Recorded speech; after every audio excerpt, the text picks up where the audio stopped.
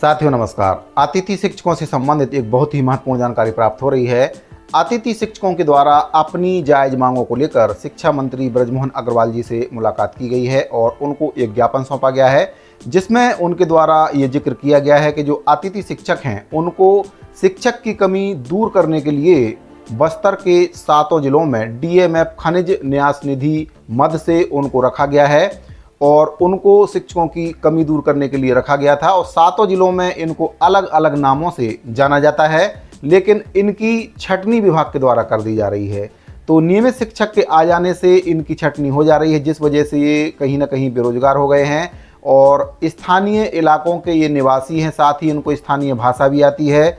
बस्तर के जो सुदूर क्षेत्र हैं, पहुँच विहीन क्षेत्र हैं, बीहड़ों में इनके द्वारा शिक्षा की अलख जगाने का कार्य किया जाता है, लेकिन इन्हीं शिक्षकों के साथ विभाग के द्वारा अब नाइंसाफ़ी की जा रही, जिसको लेकर इनके द्वारा एक ज्ञापन शिक्षा मंत्री बृजमोहन अग्रवाल जी को सौंपा गया है और उनको अपनी मांगों से अवगत कराया गया है। तो जो बस्तर के जो 7 जिले हैं उसमें इनको किन किन नामों से जाना जाता है, मैं आपको जानकारी दे देता हूँ।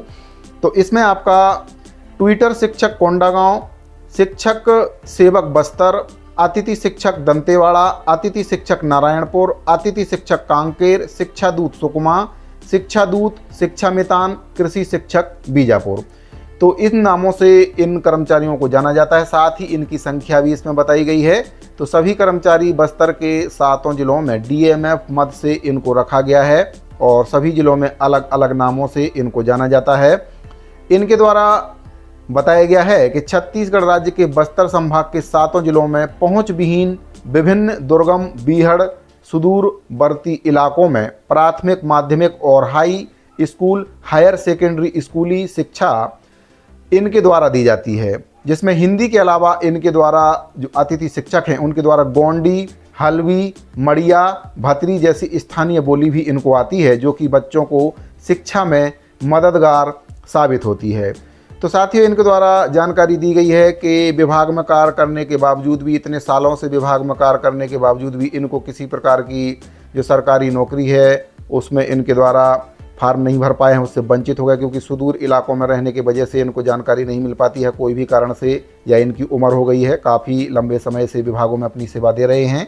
और जो बीहड़ हैं, सुदूर इलाके हैं, पहुँच विहीन क्षेत्र हैं, वहाँ पर इनके द्वारा सेवा दी जाती है, जिस कारण से ये नौकरियों से भी वंचित हो चुके हैं। जो विभागों के द्वारा भर्ती होती है उसमें इनके द्वारा फार्म नहीं भर पाए हैं।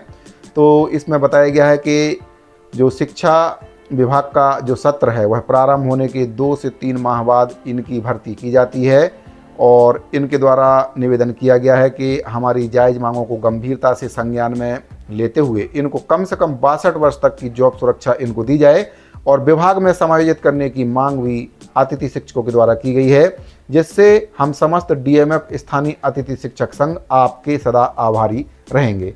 तो साथियों जो अतिथि शिक्षक हैं बस्तर जिले के सुदूर क्षेत्रों में, पहुँच विहीन क्षेत्रों में, बीहड़ों में इनके द्वारा सेवा दी जाती है। साथ ही इनको स्थानीय भाषा भी आती है, गोंडी, हल्वी, कई प्रकार की भाषाएँ इनको आती हैं, जो कि शिक्षकों को पढ़ाने में काफ़ी मददगार साबित होती हैं। शिक्षा की अलग इनके द्वारा दूरस्थ क्षेत्रों में दी जाती है। तो इनके द्वारा निवेदन किया गया है कि कई बार जो विज्ञापन भर्ती निकलते हैं उसमें इनके द्वारा फार्म नहीं भर पाए हैं या किसी कारण से इनका उसमें नहीं हो पाया, जिससे ये परमानेंट नौकरी से भी वंचित हो गए हैं। तो अब मांग की गई है कि शिक्षा विभाग में इनको समायोजित किया जाए और जो शिक्षा विभाग के अंतर्गत बाकी नियमित कर्मचारी हैं उसी की तरह इनको भी उसमें मर्ज किया जाए, 62 वर्ष की जॉब सिक्योरिटी कम से कम इनको दी जाए।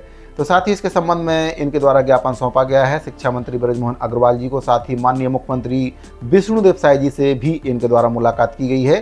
पहले भी कई बार कोशिश की जा चुकी है, लेकिन कोई फल इनको नहीं मिल पाया है। पूर्ववर्ती सरकारों ने कोई भी ध्यान इस ओर नहीं दिया है।